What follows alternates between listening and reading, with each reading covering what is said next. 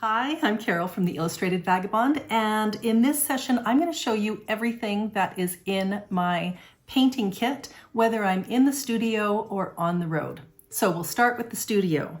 I am typically using a Winsor Newton 11 by 14 inch 140 pound 300 GSM cold press watercolor pad. It's just got a nice texture and it really holds up to repeated washes and scrubbings. So great place to start.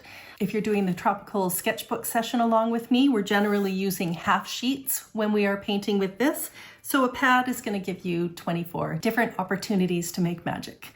Okay, so that's our paper. Next up we have our paints. I am typically using a Winsor Newton field box. You can see this one is well loved. These little field boxes I feel are really well set up for the kinds of paintings that we're doing, urban landscapes, travel paintings. It's got a really nice palette where we've got a warm and cool yellow, warm and cool red, warm and cool blue, couple of starter greens, our three basic earth tones, yellow ochre, burnt sienna, and burnt umber. And then this lonely little spot here that holds the white that we never really use. But these are how they come, and I find it's just a really great place to start. I'm still using this after 10 years of teaching watercolor at sea, and it'll get you through all of these paintings and more. When I'm painting on the road, I'll sometimes just use these three little bays to mix my color.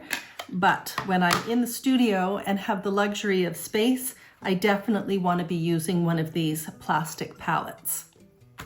When we're going to start a piece, the first thing we're usually going to do is a line drawing. I use a pencil that is an HB. HB refers to the hardness of the lead. And if you are using anything softer, like a 2B, you're going to get too much graphite in your work. So I like to keep it an HB because it is soft enough to make a nice line. It's not going to gouge my paper like a 6H would, but it's also not going to make a hot mess like a 6B would. I make sure I've got a sharpener, keep my lines sharp, and a white eraser so I can lift out my pencil lines if I want to. Next up, we have our brushes. A starter kit generally comes with a number 8 round, a 3/4 inch flat, and a number 2 liner. This is a really good place to start. We can do all of the paintings in this series with those 3 brushes. I like to sneak an old toothbrush into my kit for any kind of splattering action. Nice to have. In the later sessions in this series, we're going to be doing a little bit of pen and ink, so I'm going to give you some options for that. I always keep a Pigma Micron pen in my bag. I like the 05, it's nice and thin. It's important when you're putting a pen into your watercolor bag that it is waterproof and not water resistant. These Micron pens, you can paint over them, they're not going anywhere. So we'll be using that. Sometimes at the end of a painting, I like to play with a little bit of white pen. So I like these Posca markers. I keep 2 in my bag. One that's like a fine liner, and the other is like a felt tip. I also at times like to kick it old school. So I've got some ink and a classic old dip pen. So in the later episodes, you'll see me use those.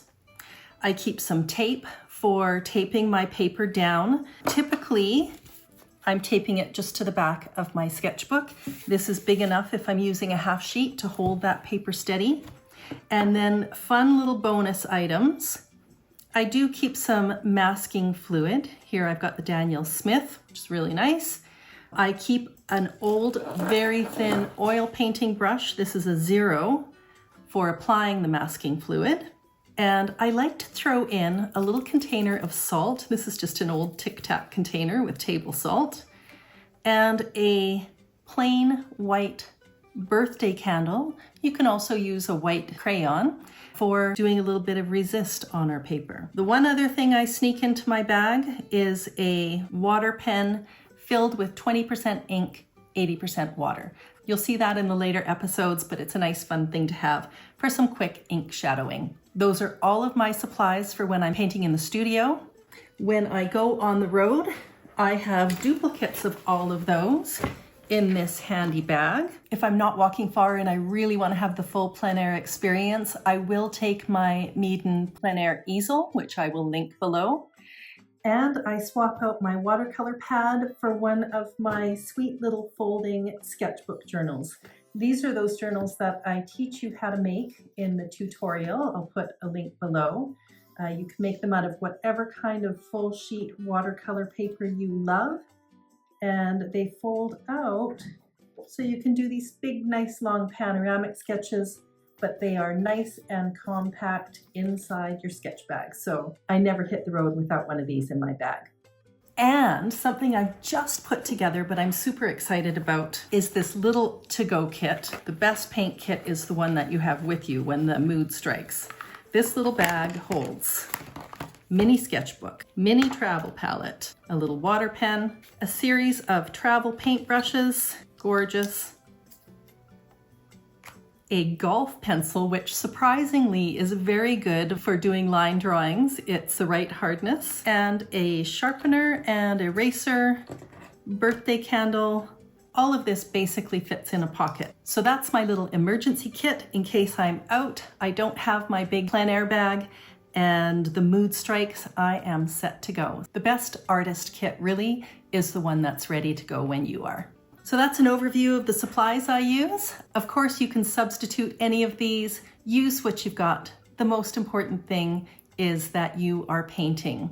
I always say that any day that the brushes are wet is a good day. So get yourself ready, download the PDF to whichever paint along session you're going to do, and let's get ready to paint together. Happy painting.